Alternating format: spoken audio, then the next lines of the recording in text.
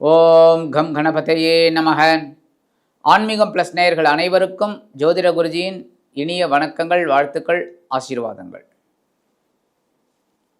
பார்வதி பரமேஸ்வரால் துணையோடும் எம்பெருமான் விநாயகப் பெருமானின் அருளாசியோடும் வள்ளி தேவசேனா சமேத எம்பெருமான் முருகப்பெருமானின் திருவருளோடும் நவ கிரகங்களின் துணையோடும் இந்த பதிவினை ஆரம்பிக்கின்றோம். இந்த அருமையான காணொளியில் நாம் காணப்போவது சுக்கிர பகவானின் அற்புதமான ஒரு பெயர்ச்சி. இந்த சுக்கிர பகவான் அப்படின்னாலே, சுக்கிலம் அப்படின்னாலே வெள்ளை, அந்த சுக்கிரன் அப்படின்னாலே சந்தோஷக்காரகன், பொழுதுபோக்குக்காரகன், களத்திரக்காரகன்.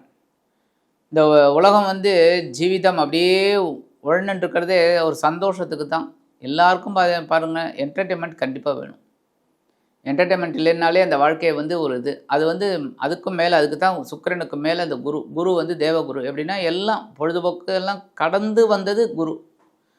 அந்த வகையில் இந்த அசுரகுருவின் பயிற்சி அற்புதமான ஒரு பயிற்சி. இந்த அசுரகுரு இதுவரைக்கும் உங்களுக்கு பார்த்தீங்கன்னா மகர ராசி அப்படிங்கிற இடத்துல, இங்கே தான் செவ்வாயோட உச்சமான வீடு.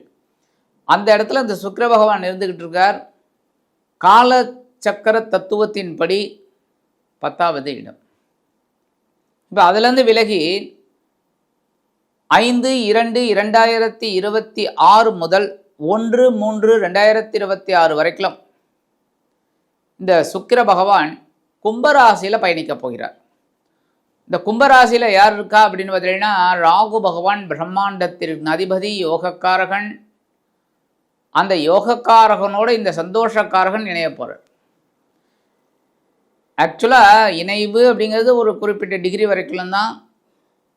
ஆனாலும் ராசியில் 2 பேரும் இருப்பா. ஒரே வீட்டில் இருப்பா, பக்கத்து சேருங்கிற மாதிரி.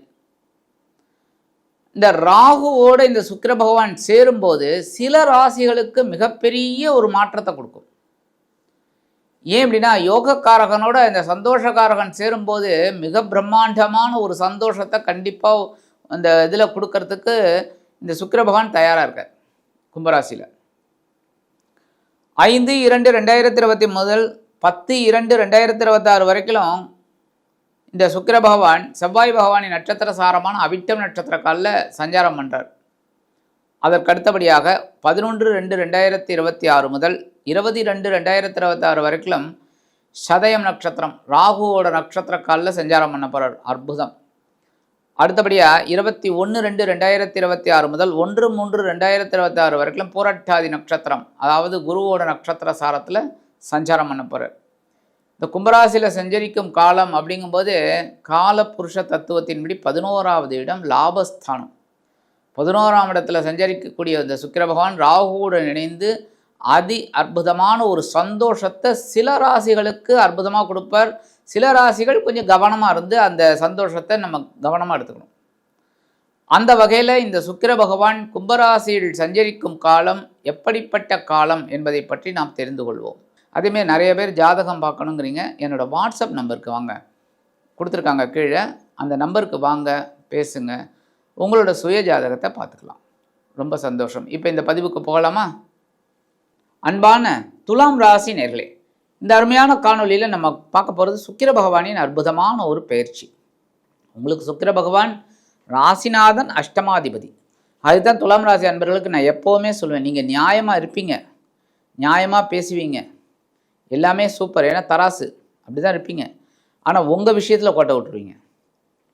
எப்போவுமே ஆசிரியர் எல்லாருக்கும் பாடம் எடுப்பார், ஆனால் அவருக்கு எடுத்துக்க மாட்டார்.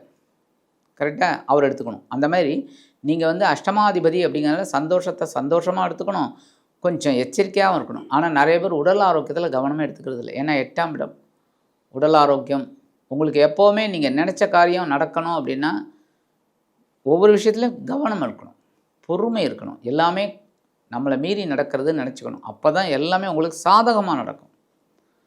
அந்த வகையில் உங்களோட ராசிநாதனும் அஷ்டமாதிபதியுமான சுக்கிர பகவான் இதுவரைக்கும் எங்கே இருந்தாலும் உங்களோட சுகஸ்தானம் அப்படிங்கிற 4ஆம் இடத்துல கேந்திரஸ்தானம், மாளவிய யோகம், நல்ல ஒரு யோகத்தை கொடுத்தார்.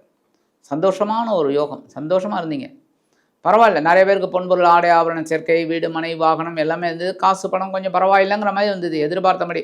ஏன்னா நம்ம எதிர்பார்க்கறது கோடீஸ்வர யோகத்தை எதிர்பார்ப்போம் என்ன, ஆனால் நம்ம சம்பாதிக்கிறது என்ன? மாதம் 30,000 40,000. ஆனால் அதை நம்ம எதிர்பார்க்குறது கோடீஸ்வர யோகம். எப்படி அதுமாரி நம்ம எதிர்பார்க்குறது வேறு, ஆனால் எதிர்பாராத சில விஷயங்களும் உங்களுக்கு நடந்திருக்கு. நீங்கள் எதிர்பார்த்த விஷயம் நடக்கலை, எதிர்பாராத விஷயம் நடந்திருக்கு. அந்த வகையில் சுகஸ்தானத்தை விட்டு விலகிய இந்த சுக்கிரபகவான் எங்கே வர்றாருன்னா உங்களோட பஞ்சமஸ்தானம் அப்படிங்கிற 5ஆம் இடத்துக்கு வர்றாரு. அங்கே ஏற்கனவே தலைவர் ராகு பகவான் உட்காந்துட்டுருக்கார் 5ஆம் இடம். ஆனால் இதெல்லாம் முறியடிக்கக்கூடிய ஒரு இடத்துல கேது உட்காந்துட்டுருக்கார் 11ஆம் இடத்துல. உங்களுக்கு ஞானத்தை கொடுத்துட்டுருக்கார். ஒரு வியாபார நோக்கத்தோடு இருந்தால் கூட ஒரு வெற்றியை கொடுத்துட்டுருக்கார் 11ஆம் இடத்துல. ஏன்னா 11ஆம் இடத்துல கேது இருக்கிறது ரொம்ப விசேஷம். அப்போ இந்த கேது உங்களுக்கு நிறைய அனுகூலத்தை கொடுக்குறார். ராகு கொஞ்சம் குழப்பத்தை கொடுக்குறார். கொஞ்சம் லைட்டாக ஒரு குழப்பம் இருந்தாலும் குருவோட 9ஆம் பார்வை அங்கே விழுந்துட்டுருக்கு. அதனால் சமாளிக்கிறீங்க, சிரிக்கிறீங்க. எவ்வளோ வேதனைகள் இருந்தாலும் சிரிக்கிறீங்க. அப்போ உங்களோட குடும்பத்தில் குழப்பம் கொஞ்சம் இருந்தாலும் சந்தோஷமாக இருந்திருக்கு.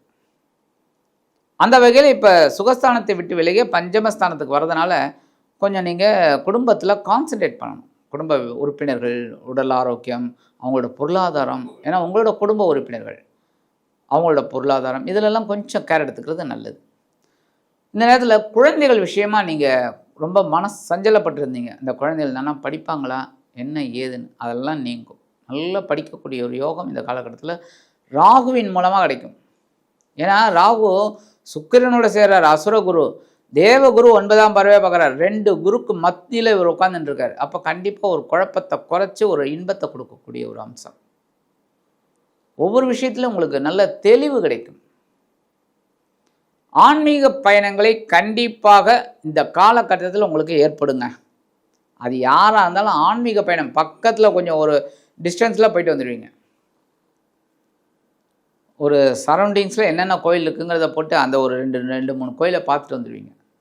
கோவில் மண்ணை மிதிக்கக்கூடிய ஒரு நேரம் இது கண்டிப்பாக. அதனால தான் உங்களுக்கு பெரிய மாற்றங்கள் உங்களுக்கு கண்டிப்பாக கிடைக்கும். நீங்கள் போயிட்டு வாங்க. மாற்றம் எப்படி கிடைக்கிறது நீங்களே பாருங்கள். நான் சொல்லவே வேண்டாம். நான் சொல்கிறதெல்லாம் உங்களுக்கு ஒரு படிக்கல் மாதிரி நீங்கள் தான் ஏறணும். ஒவ்வொரு ஸ்டெப்பாக நீங்கள் ஏறணும். இது கொடுக்குறது ஸ்டெப்ஸு. அந்த வகையில் தனவரவு தாராளமாக இருக்குங்க. வாழ்க்கை துணை உங்களுக்கு ரொம்ப அற்புதமாக ஒரு கேர் எடுத்து உங்களுக்கு சப்போர்ட்டிவாக இருக்கிறது ரொம்ப ரொம்ப சந்தோஷம். அதேமாதிரி நண்பர்கள், சாதாரண துலாம் ராசி நண்பர்களுக்கு நண்பர்கள் நிறைய பேர் இருப்பாங்க. அதுவும் உங்களுக்கு பிடித்த ஆளுங்களாக தான் வச்சுட்டு இருப்பீங்க. கரெக்டாக? அந்த மாதிரி அதே மாதிரி தான் உங்களை சேருவாங்க. உங்கள் மனசுக்கு ஏற்ற மாதிரி உங்களை சேருவாங்க. அப்போ நண்பர்கள் வட்டாரம் உங்களுக்கு ரொம்ப உறுதுணையாக இருக்கும். இந்த காலகட்டத்தில் பார்த்திங்கன்னா ஒரு விலை உயர்ந்த பொருளை வாங்கக்கூடிய ஒரு யோகம் கண்டிப்பாக உங்களுக்கு அமையுங்க.